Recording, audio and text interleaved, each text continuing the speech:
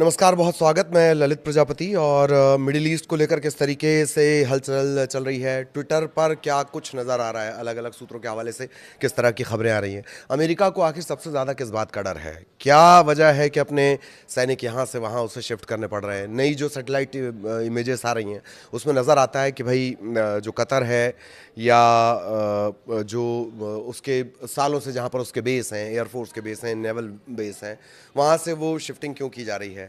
और क्या रमज़ान में हमला करने की भूल कर सकता है अमेरिका, उसकी एक बड़ी वजह भी है।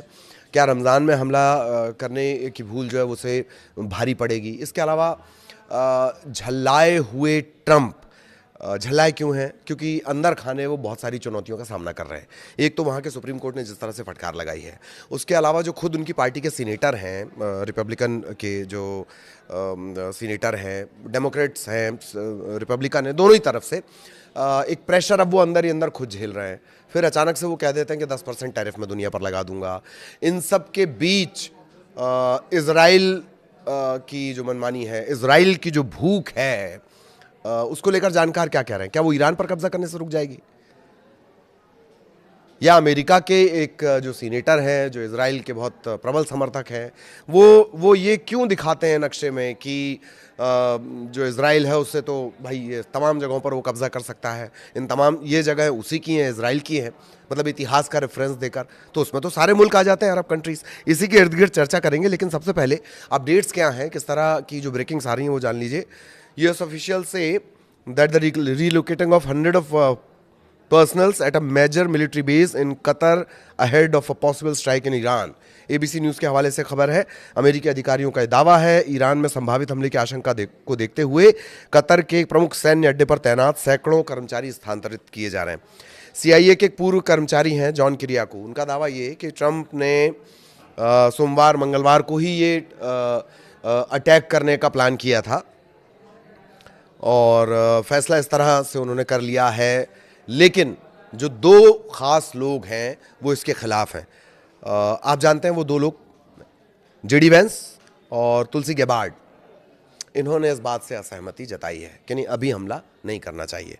ये बात बहुत पुरानी हो गई कि उन्होंने 10 दिन का अल्टीमेटम और 10 दिन का समय दिया था, वो हर रोज़ बदलते हैं। इजराइल की जो जेरिको 3 बैलिस्टिक मिसाइल है उसको लेकर बहुत बातें कही जा रही हैं और इनकी रेंज 4800 से लेकर 6500 किलोमीटर तक है। इजरायली सेना इजीली टारगेट कर सकती है। जेरिको 3 मिसाइल की चर्चा क्यों हो रही है? दूसरी बात यह है कि ये 2011 से इसका इस्तेमाल कर रहे हैं और वॉरहेड ले जा सकती है, न्यूक्लियर वॉरहेड ले जा सकती है। तो इजराइल ने तो कभी नहीं कहा, या उससे तो कभी नहीं पूछा गया कि भैया आपके पास क्या न्यूक्लियर पावर है। फिर इस मिसाइल का ज़्यादा से ज़्यादा इस्तेमाल, न्यूक्लियर वॉरहेड के तौर पर इसका इस्तेमाल क्यों नहीं किया जा सकता? क्योंकि इजराइल से कोई खबर तो कभी बाहर नहीं आती। तो 1300 किलोग्राम तक इसका जो पेलोड वजन है, 29,000 किलोग्राम इसका लॉन्च वजन है, और एक 150 से 450 किलोटन के बीच का ये वॉरहेड लेकर जा सकती है अपने साथ हथियार। बैलिस्टिक मिसाइल है। ईरान ने यह भी कहा कि अगर अमेरिका या इजराइल युद्ध शुरू करते हैं तो उसका जो रिएक्शन होगा वो व्यापक और असीमित होगा। इसके क्या मायने? ईरान के जो सैन्य कमांडर हैं उनका ये बड़ा बयान है। उसके मानी ये निकाले जा रहे हैं कि अमेरिका युद्ध को छोटे से छोटा रखना चाहता है, लेकिन ईरान उसे लंबा खींचेगा। सबसे पहला टारगेट होगा इजराइल, इजराइल के बाद अमेरिका के जो बेस हैं। आयतुल्ला और मुल्लाओं के पास एक ही विकल्प है, क्या आप जबरन हटाए जाना चाहते हैं या आप जाने का अवसर स्वीकार करना चाहते हैं? कौन कह रहे हैं? टेड क्रूज कह रहे हैं। यह हाल फिलहाल का उनका बयान है। इसके क्या मानी है? कुल जमा आपकी दिक्कत है खामनेई साहब, क्योंकि बीच में ये बात भी आई थी ना कि एक सीमित टारगेटेड ऑपरेशन किया जाए और खामेनेई और उनके बेटे को इसमें ख़त्म कर दिया जाए। तो आपकी मूल दिक्कत तो क्या है? खामनेई साहब, क्योंकि जिस तरह से उन्होंने खुद को खड़ा किया है, जिस तरह से वहाँ की आवाम उनके साथ है, और जो उनका बेटा है जिस तरह से वो काम करते हैं, इनके तरीके, उनकी स्वीकार्यता ईरान में वो इतनी व्यापक है कि वो अमेरिका को डरा रही है। वो मूल मुद्दा खामेनेई है। आप कभी कहते हो मिसाइल मूल मुद्दा है, कभी परमाणु मूल मुद्दा है, कभी जो आसपास के ग्रुप हैं हिजबुल्लाह, यूथ हूती, आप जो उन्हें सपोर्ट कर रहे हैं वो मूल मुद्दा है, या फ़लस्तीन के प्रति जो आपके सेंटिमेंट्स हैं वो मूल मुद्दा है। नहीं, जानकार कह रहे हैं मूल मुद्दा खामनेई साहब है। और आपने देखा ही होगा 22 बहमन जो वर्षगांठ थी इस्लामी क्रांति की, 79 की क्रांति की, जो याद में मनाई गई, 1-1.5 करोड़ लोग एक व्यक्ति की आवाज पर सड़कों पर चले आ रहे हैं और कह रहे हैं कि हम आपके साथ हैं। ये डर है। तो जो टेड क्रूज हैं वो कौन है? अमेरिकी सीनेटर हैं, टेक्सास के कट्टरपंथी सांसद के तौर पर इनकी पहचान है, ट्रंप के बहुत करीबी हैं और इजराइल के बहुत जबरा समर्थक हैं। तो वो धमकी किस तरह से दे रहे हैं? The Ayatollah and the mullahs have a choice. Do you want to be forcibly removed or do you want to accept the opportunity to leave? या तो भैया खुद हटा दो वरना हम हटा देंगे। ये विचार है, इससे आप समझ सकते हैं। इधर एक अपडेट चीन से भी है। ये बात क्लियर हो गई है, सूत्रों के हवाले से खबर आ रही है कि जो चीन है वो ईरान को मिसाइल और ड्रोन क्षमता का विस्तार करने में उसने बहुत मदद की है और मदद आगे और करेगा। लेकिन उससे ज़्यादा मार्के की बात है, चीन हालिया उपग्रह चित्र और खुफिया जानकारी के माध्यम से भी काफ़ी सहायता प्रदान कर रहा है। सैटेलाइट इमेजिंग जिसके जरिए आप पता करते हैं, सबसे जबर सैटेलाइट और टेक्नोलॉजी पे काम चाइना का है। अगर वो इनपुट प्रोवाइड करेगा तो वो ईरान को बहुत मदद करेंगे, बहुत ज़्यादा मदद करेंगे। मात्र इतनी ही मदद अगर उसने कर दी तो मदद तो और भी बातें निकलकर सामने आ रही कि और मदद की जाएगी चाइना की तरफ से। लेकिन अगर ये इनपुट ही, खुफिया जानकारी ही चाइना को मिल गई, ईरान को मिल गई, चाइना ने उसके लिए जुटा दी या शेयर कर दी, शेयर नहीं करता है चाइना, लेकिन अगर यही शेयर कर दी तो भी ये युद्ध को एक तरफा होने की पूरी संभावनाएं खत्म कर देंगे। इजराइल ने, अब जरा था थोड़ा पड़ोस में आते हैं, इजराइल ने हिजबुल्लाह के रॉकेट शस्त्रागार की बड़े पैमाने पर आवाजाही का पता लगाया है, जो क्षेत्रीय युद्ध में भाग लेने की तैयारी कर रहे हैं। Regional war, participate in regional war, ये शुरुआत से कहा गया ईरान की तरफ से कि हम इसे क्षेत्रीय वॉर में तब्दील करेंगे और जो छोटे छोटे जो ग्रुप्स हैं जिन्हें ये कहा जाता है कि आतंकी ग्रुप्स हैं, वो मदद करने को तैयार हैं। तो हिजबुल्लाह क्या असर डालेगा? हिजबुल्लाह की स्ट्रेंथ देख लीजिए आप। लेबनान स्थित शक्तिशाली ईरान समर्थित शिया सैन्य और राजनीतिक संगठन है, दुनिया के सबसे मजबूत गैर सरकारी सेनाओं में से एक।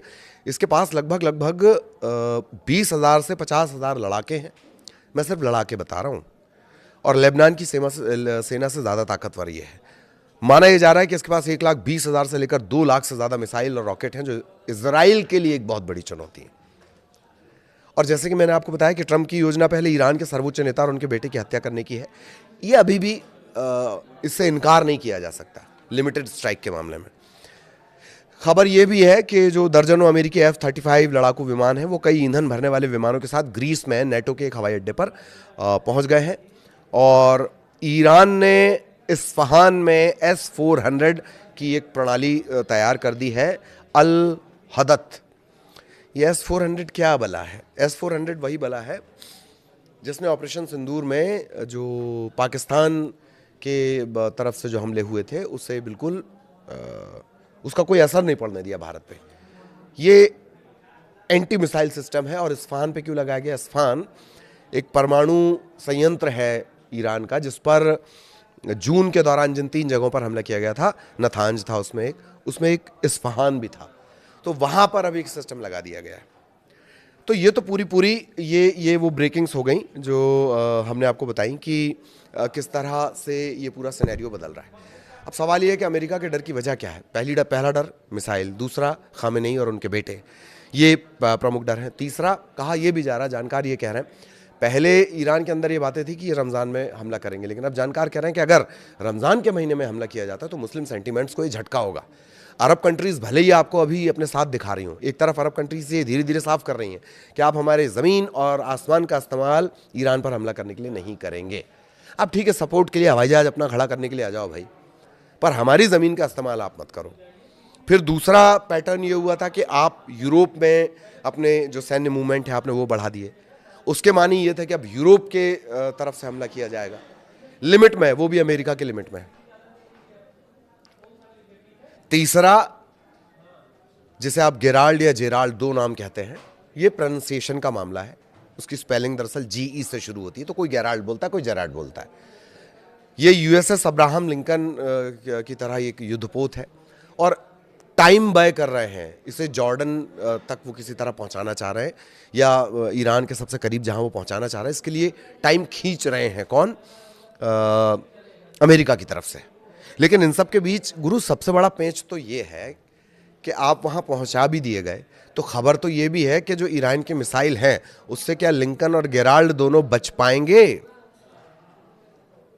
ईरान इतना कॉन्फिडेंट क्यों है कि आप समंदर से कुछ भी ले आओ, हम तो उसको समंदर में डुबा देंगे? खामेनेई ने पब्लिक फोरम में पहली बार ये सबसे स्ट्रांग बात कही थी, कुछ दिनों पहले का ये बयान है उनका, कि आप कुछ ले आइए, हम उसको समंदर में डुबा देंगे। तो ये वो संभावित डर है जो अमेरिका को पीछे कर रहे हैं। ज्यूइश लॉबी का जबरदस्त दबाव है। इजराइल कभी भी कुछ कर सकता है, अनप्रेडिक्टेबल। जैसे जो मिसाइल जिसका जेरिको 3, ये सबसे लेटेस्ट उसकी मिसाइल है जो उसने तान दी है। ये इजराइल की तरफ से तान दी गई है और जेरिको 3 अगर चलेगी, जेरिको 3 बैलिस्टिक मिसाइल अगर चलेगी, तो ईरान पर अकेले खतरा नहीं है। आसपास के जो पूरे ग्रुप्स हैं, आसपास के जो पूरे अरब कंट्रीज हैं, वो भी इसकी जद में आते हैं। 4,500 से 6,000 किलोमीटर, इसमें तो लंबा चौड़ा पूरा का पूरा एक समूह आ जाएगा, जिससे इजराइल ये कहता है कि वो हमारा है, जिसमें अब अरब कंट्रीज है, बहुत सारी अरब कंट्रीज हैं। तो कुल जमा ये स्थितियां मिडिल ईस्ट में है। युद्ध अब टाला नहीं जा सकने वाली स्थिति में आ गया है, अनटिल एंड अनलेस के अमेरिका की तरफ से कुछ ऐसा किया जाए। लेकिन क्या ये हमला होने वाला है? ये हमला सोमवार मंगलवार को होने वाला है, जैसा कि ट्रंप ने कहा है। हालांकि JD वैंस और तुलसी गेबार्ड वो इत्तेफाक नहीं कर रहे, वो असहमति जता रहे कि नहीं, अभी हमला करना ठीक नहीं होगा। लेकिन ट्रंप तो ट्रंप है, और दूसरा ज्यूइश लॉबी जिसका बड़ा दबाव माना जाता है। ये जानकार कह रहे हैं। ये सब जानकारी में आपके लिए जो हमने रिसर्च निकाली है, वो लोगों के लिहाज से निकाली है, जानकारों के हिसाब से निकाली है। तो ये इस वक्त तक का अपडेट था। सारे सवाल मैंने आपको बता दिए और आगे भी अपडेट आप तक पहुंचाएंगे। नमस्कार।